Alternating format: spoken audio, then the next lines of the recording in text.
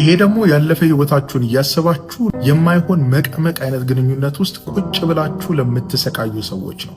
አንድ ነገር የምነግራችሁ ያለፈው 15 ዓመቶቻችን የሚቀጥለውን አንድ ቀናችንን አይበልጠውም። ያለፈ ነገር አልፏል። ድጋሚ አታገኙትም።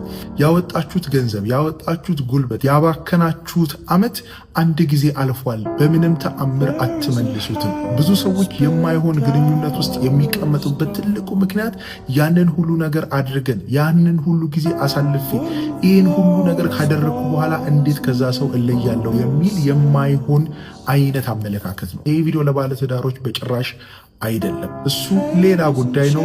ባለሙያ አማክሩ። የማይሆን የፍቅር ግንኙነት ውስጥ ቁጭ ብላችሁ ጊዜያችሁን እያባከናችሁ ከዛሬ ነገ ይሄ ነገር ይሻሻላል፣ ከዛሬ ነገ ይሄ ነገር ይቀየራል እያላችሁ እንደማይቀየር ግን አይምሯችሁ እያወቀ የማትፈልጉትን ህይወት በግዴታ እንድትኖሩ የሚያደርጋችሁ አመለካከት ትላንት ያሳለፋችሁት ትላንት የከፈላችሁት ዋጋ ነው። ታዲያ ዛሬ ልትቆርጡ፣ ለራሳችሁ ስታንድ አውት ልታደርጉ፣ ለራሳችሁ ልትበረቱ ይገባል።